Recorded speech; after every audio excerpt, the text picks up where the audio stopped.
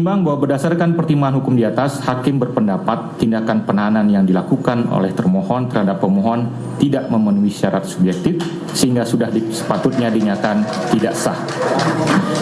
Menimbang bahwa hakim perlu menekankan bahwa kepastian hukum tidak hanya lahir dari rumusan norma yang jelas dan tidak multitafsir, melainkan juga lahir dari pelaksanaan kewenangan yang memiliki landasan kuat dan konsekuen. Kesewenang-wenangan dalam melaksanakan upaya paksa akan melahirkan ketidakpastian hukum yang pada akhirnya akan menimbulkan ketidakpercayaan masyarakat tidak hanya kepada aparatur penegak hukum, namun juga kepada hukum itu sendiri. Ini adalah kondisi yang berbahagia bagi negara. Oleh karena itu, aparatur penegak hukum harus memastikan segala tindakannya dalam melaksanakan kewenangan yang diberikan undang-undang, khususnya dalam upaya paksa, harus berdasarkan hukum dan urgensi yang dapat dipertanggungjawabkan. Menimbang bahwa oleh karena tindakan termohon yang dinyatakan tidak sah hanya terkait penggeledahan, penangkapan dan penahanan, maka tidak serta-merta seluruh berkas penyidikan menjadi tidak sah. Dengan demikian, permohonan pemohon agar menyatakan berkas penyidikan yang akan atau telah dilimpahkan termohon kepada turut termohon adalah tidak sah dan melawan hukum sudah sepatutnya ditolak.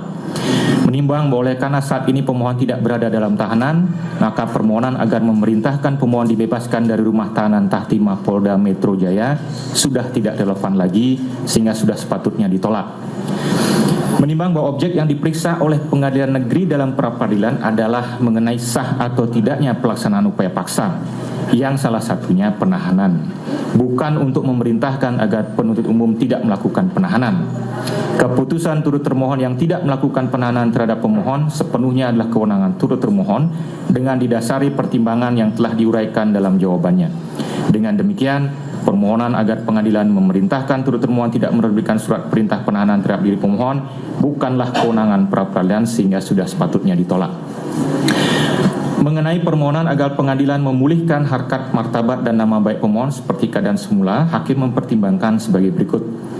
Menimbang bahwa pasal 176 ayat 4 Undang-Undang Nomor 20 Tahun 2025 mengatur bahwa permintaan rehabilitasi oleh tersangka atas penangkapan atau penahanan tanpa alasan yang berdasar undang-undang atau kekeliruan mengenai orang atau hukum yang diterapkan dan perkaranya tidak diajukan ke pengadilan negeri diputus oleh hakim pra-peradilan. Menimbang bahwa perkara pokok yang terkait permohonan pra-peradilan ini telah dilimpahkan ke Pengadilan Negeri Jakarta Timur, namun pemeriksaan belum dimulai karena menunggu selesainya pemeriksaan perkara pra-peradilan mengacu kepada pasal 163 ayat 1 huruf E, sehingga keadaan perkara pra-peradilan ini tidak sama persis dengan yang diajukan, tidak sama persis dengan yang dimaksud oleh ketentuan pasal 174 ayat 4 di atas. Menimbang bahwa pasal 177 ayat 2 Undang-Undang Nomor 20 Tahun 2025 menyatakan bahwa ketentuan lebih lanjut mengenai rehabilitasi sebagaimana dimaksud dalam pasal 176 diatur dalam peraturan pemerintah. Namun hingga saat ini peraturan pelaksana tersebut belum terbit, sehingga berdasarkan pasal 365 maka peraturan pelaksanaan yang ada akan tetap diterapkan, yang ada akan diterapkan sepanjang tidak bertentangan dengan Undang-Undang Nomor 20 Tahun 2025. Ketentuan peraturan perundang-undangan yang terkait adalah pasal 12 Peraturan Pemerintah Nomor 27 Tahun 1983, sebagaimana yang telah diubah beberapa kali dengan Peraturan Pemerintah Nomor 58 Tahun 2010 dan Peraturan Pemerintah Nomor 92 Tahun 2015 yang berbunyi: Pasal 12, permintaan rehabilitasi sebagaimana dimaksud pasal 97 ayat 3 KUHP diajukan oleh tersangka, keluarga atau kuasanya kepada pengadilan yang berwenang selambat-lambatnya dalam waktu 14 hari setelah putusan mengenai sah tidaknya penangkapan atau penahanan diberitahukan kepada pemohon. Pasal 13, petikan penetapan pra-peradilan mengenai rehabilitasi disampaikan oleh panitera kepada pemohon. Ayat 2, salinan penetapan sebagaimana dimaksud ayat 1 diberikan kepada penyidik dan penuntut umum yang menangani perkara tersebut. 3, salinan penetapan sebagaimana dimaksud dalam ayat 1 disampaikan pula kepada instansi tempat bekerja yang bersangkutan dan kepada ketua rukun warga di tempat tinggal yang bersangkutan. Pasal 14, ayat 1 amar putusan dari pengadilan mengenai rehabilitasi berbunyi memulihkan hak terdakwa dalam kemampuan kedudukan, harkat serta martabatnya. Ayat 2, amar penetapan dari pra-peradilan mengenai rehabilitasi berbunyi sebagai berikut: memulihkan hak pemohon dalam kemampuan kedudukan dan harkat serta martabatnya. Pasal 15, isi putusan atau penetapan rehabilitasi diumumkan oleh panitera dengan menempatkannya pada papan pengumuman pengadilan. Menimbang bahwa oleh karena tata cara atau prosedur permintaan dan pelaksanaan rehabilitasi sebagaimana yang dimohonkan pemohon diatur secara khusus dalam peraturan perundang-undangan, maka pengajuan dan pelaksanaannya mengacu kepada ketentuan tersebut. Dengan demikian, permohonan pemohon terkait rehabilitasi yang disatukan melalui permohonan ini sudah sepatutnya ditolak. Menimbang bahwa berdasarkan seluruh pertimbangan yang telah diuraikan di atas, permohonan pra-peradilan pemohon dikabulkan untuk sebagian. Menimbang bahwa oleh karena permohonan pra-peradilan dikabulkan sebagian, maka biaya yang timbul dalam perkara ini haruslah dibebankan kepada termohon sejumlah nihil.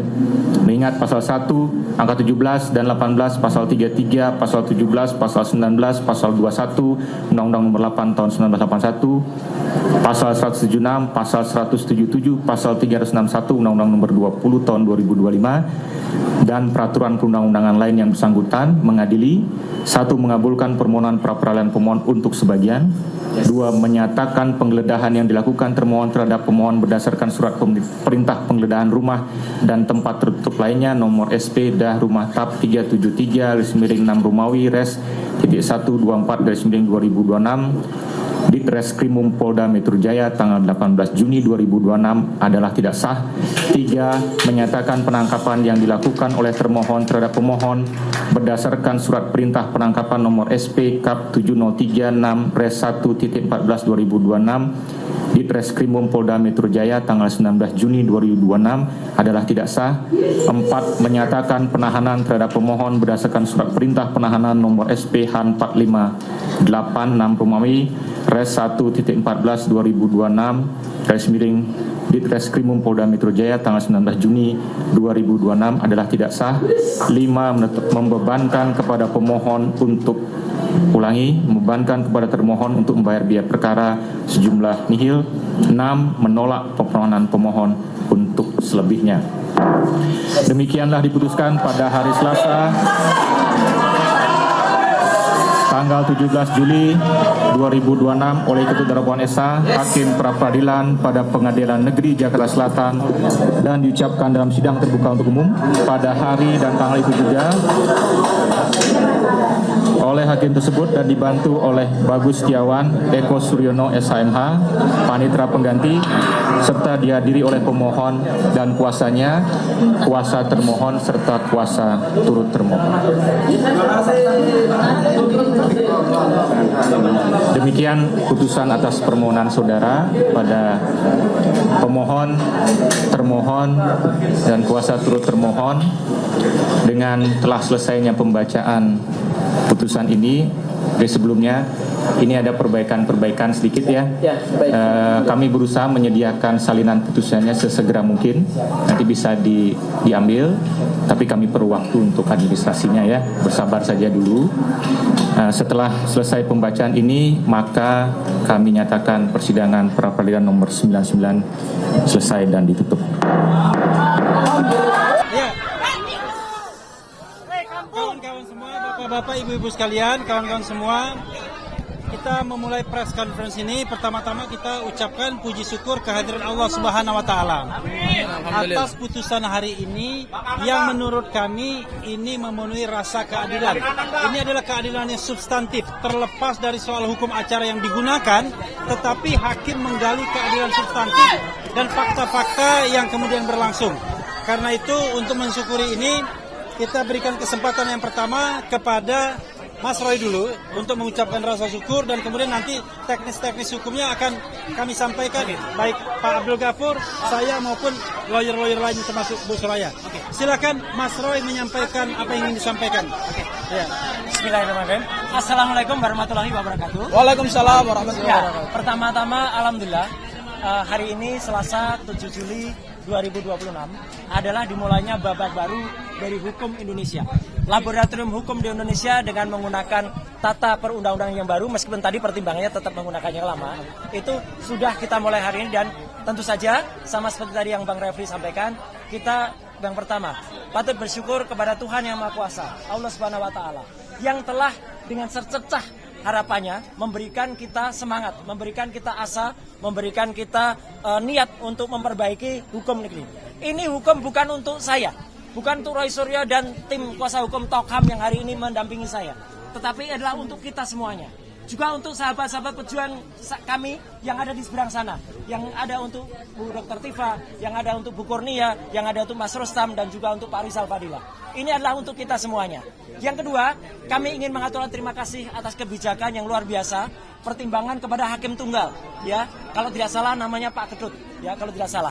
Terima kasih, matur suksma Pak Ketut, atas pertimbangannya yang sangat luar biasa. Jadi itu benar-benar sesuai dengan fakta persidangan. Saya nggak perlu ngulangi lagi fakta persidangan yang ada, ya. Dan saya juga mengucapkan terima kasih kepada keluarga saya, ya, istri tercinta, dan juga para kuasa hukum. Di sini ada Mas Refli Harun, ada Mas Abdul Ghafur Sangaji, ada Pak Yasena, ada Bu Soraya, ada Pak Ristan, dan ada semua dalam tim Tokham.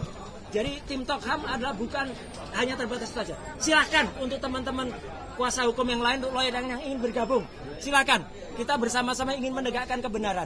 Dan insya Allah hari ini kita mulai dengan langkah kecil untuk suatu langkah yang lebih besar. Dan tentu saja kepada seluruh media, baik media mainstream maupun media alternatif, YouTuber yang terus membersamai dan tidak luput. Terakhir saya aturkan terima kasih kepada seluruh masyarakat Indonesia yang diwakili oleh ibu-ibu, mak-mak, dan juga bapak-bapak pejuang yang ada di semua, dan organisasi pemuda yang ada, ya, yang terus membersamai selama ini. Kami tidak akan meninggalkan kalian semua, KNPRI, ARM, Forum Aksi, dan juga yang lain, ya. Kita tetap berjuang bersama. Jadi nanti, ya, pertimbangannya adalah nanti teknis akan disampaikan oleh Mas Refli, dan jangan lupa, ya, ini kita akan tetap memperjuangkan nanti ketika hari Jumat itu akan ada pra-peradilan yang kedua. Pra-peradilan kedua itu ada hari Jumat, dan itu apa isinya nanti akan disampaikan. Dan saya juga ingin sampaikan, hari ini kita menyelesaikan pra-peradilan di Jakarta Selatan. Kita juga akan mengikuti nanti perkara pokok itu di Jakarta Timur. Tapi kemarin kita mengajukan gugatan, ya, PMH itu apa sih? Perbuatan melawan hukum di Jakarta Utara terhadap seorang namanya Lecu Manan. Ya, itu sudah kita daftarkan dan muncul reknya adalah nomor 457/B/PDT yang ada di Jakarta Utara. Kenapa? Karena dia telah melakukan penyelundupan pasal, dan pasal itu ternyata tidak digunakan. Nanti detailnya mungkin Mas Gafur akan sampaikan. Dan meskipun tadi hakim sekali lagi menggunakan KUHP lama dan baru, tapi dalam suatu KUHP baru, maka itu namanya apa? Namanya dioplos. Pasti oplos. Ini oplos sih. Oplos dan kolaborasi. Gitu ya. Oke, kita dengarkan dulu, ya. Karena putusannya seperti ini, ya, oplos. Maka saya pakai gas oplos. Silakan. Oke, Mas Refli. Makasih, ya, Mas Roy.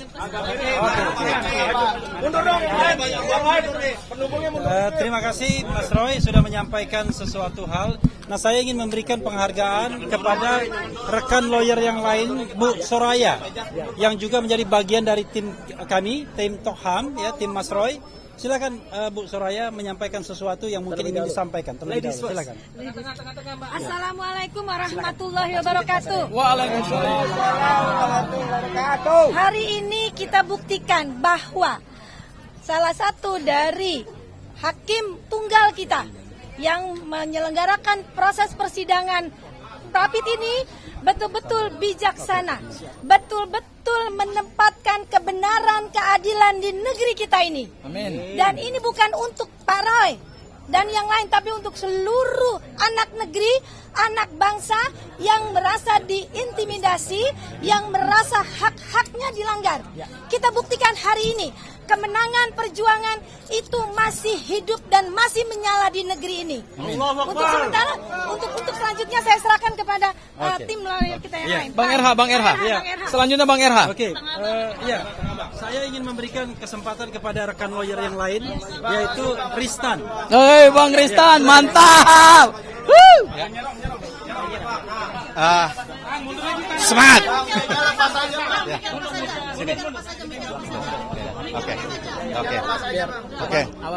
Puji Tuhan, puji syukur, hari ini ternyata keadilan itu masih ada di negara kita. Ya.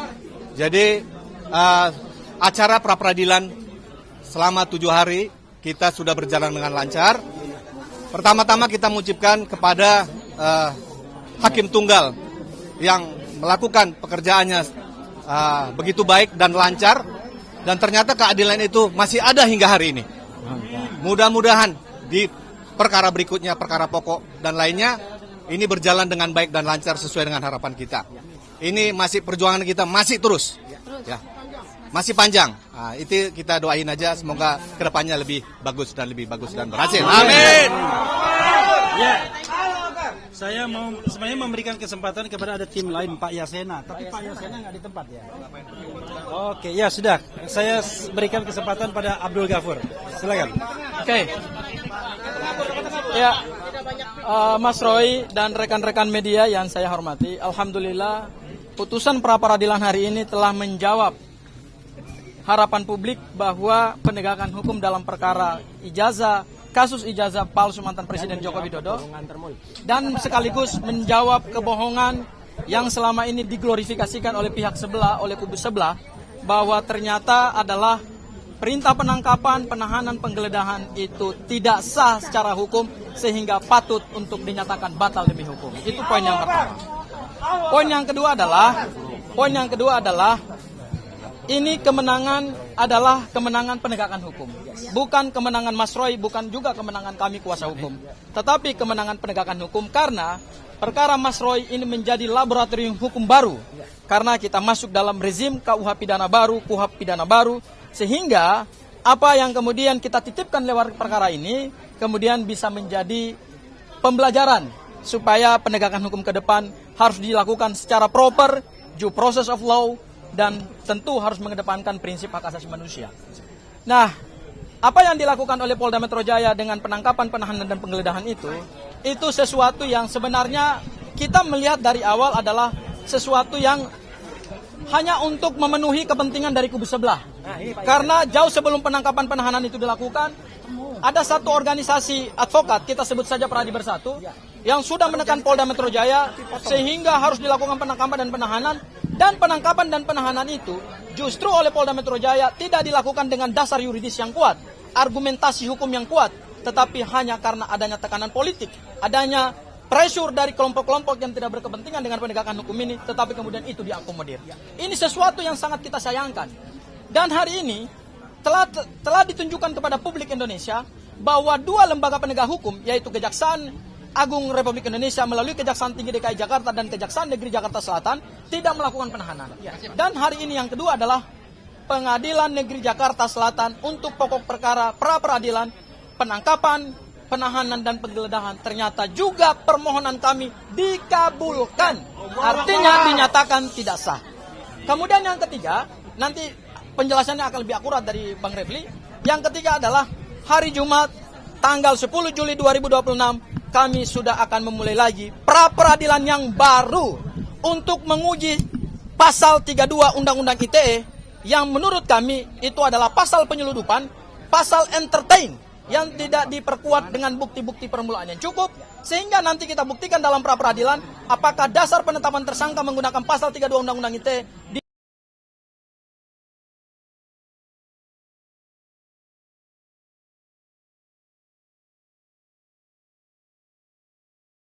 Bang Refli. Ya, dan yang terakhir adalah ada gugatan perbuatan melawan hukum pasal 1365 KUH Perdata yang diajukan oleh prinsipal kami, salah satu pejuang yang hari ini terus tegar dan punya komitmen sesuai dengan komitmennya Bu Tifa, tidak akan melakukan restoratif justice dengan Pak Joko Widodo dan tidak mengakui kesalahan atau plea bargain dalam KUHP baru, yaitu sudah mendaftarkan gugatan perbuatan melawan hukum kepada seorang pendukung Pak Joko Widodo, pelapor dalam perkara ini, yaitu Lechmanan. Dan perkara tersebut sudah terregistrasi dalam perkara perdata, yaitu di Pengadilan Negeri Jakarta Utara, dan akan segera keluar jadwal persidangannya. Kenapa kami melakukan itu dan kenapa dimohonkan oleh Mas Roy? Karena adanya peristiwa dulunya melaporkan pasal 160, yaitu Mas Roy dituduh melakukan kegaduhan publik, kemudian juga melakukan pasal 8 ayat 2 Undang-Undang ITE, ternyata berdasarkan surat dakwaan dari jaksa penuntut umum dalam perkara yang menghasut, dalam perkara Bu Tifa dan perkaranya Mas Roy itu ternyata dibuang pasalnya oleh jaksa penuntut umum, sehingga kami ingin menguji bahwa ada perbuatan melawan hukum yang dilakukan oleh pelapor sehingga harus melakukan ganti rugi terhadap penggugat. Mungkin itu yang bisa saya sampaikan. Wassalamualaikum warahmatullahi wabarakatuh.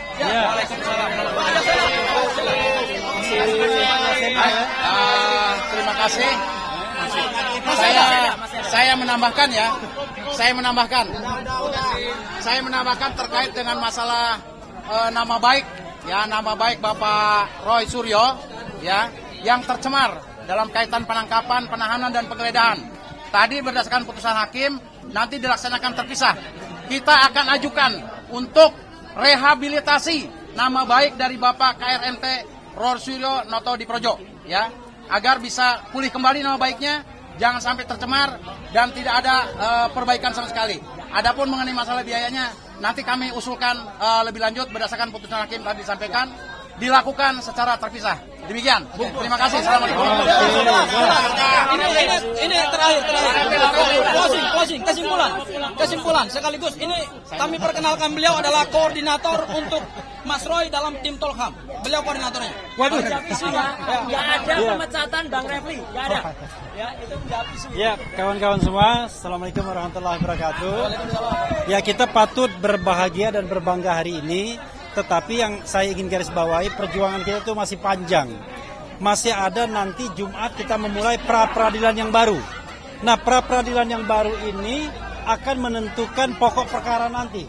Karena kita akan mengajukan pasal 32 ayat 1 yang kami anggap itu adalah pasal selundupan hanya untuk bagaimana bargaining power penyidik bisa menahan suatu waktu baik Mas Roy maupun Dr. Tifa.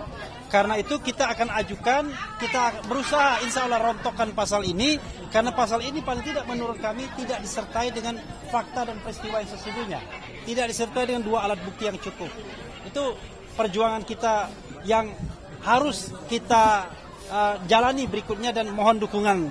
Dan sekali lagi bahwa ini tidak bermaksud untuk menghambat pokok perkara, karena pra-peradilan ini adalah hak yang diberikan oleh undang-undang kepada tersangka dan terbukti. Ternyata hari ini pra-peradilan itu paling tidak memulihkan harkat Mas Roy bahwa proses penggeledahan, penahanan dan penangkapan dan penahanan itu tidak sah. Dan hakim tadi memastikan bahwa Mas Roy adalah orang yang patuh, orang yang kooperatif, orang yang melakukan wajib lapor sesuai dengan perjanjian dengan penyidik agar tidak ditahan sebanyak 30 kali. Sehingga yang mencederai janji itu bukan Mas Roy, tetapi penyidik sendiri yang menangkap tiba-tiba, yang menahan tiba-tiba tanpa alasan yang bisa dibenarkan. Karena itu hakim secara substantif, ya, secara adil menyatakan bahwa proses rangkaian penggeledahan, penangkapan dan penahanan itu tidak sah. Bagaimana dengan pokok perkara? At any time sesungguhnya kami siap untuk disidangkan pokok perkaranya. Tidak seperti yang dikatakan bahwa Mas Roy mengulur-ulur waktu, tetapi berdasarkan kitab undang-undang hukum acara pidana yang baru, kalau kita mengajukan pra-peradilan dan itu adalah hak kita, sekali lagi hak kita, karena kita ingin berperang tetapi dengan jalan yang jauh lebih mulus. Seandainya pasal-pasal 32 ayat 1, pasal 35 sudah dirontokkan di pra-peradilan, maka kita hanya menghadapi pasal-pasal yang ringan saja. Nah, ini adalah bagian dari strategi yang mohon kawan-kawan sekalian, termasuk lawyer-lawyer yang lain di medan manapun, menghargai hak kami untuk memperjuangkan bagaimana strategi ini bisa berjalan dengan baik demi Mas Roy dan tentu demi penegakan hukum itu sendiri. Itu saja yang ingin saya sampaikan. Sekali lagi, terima kasih.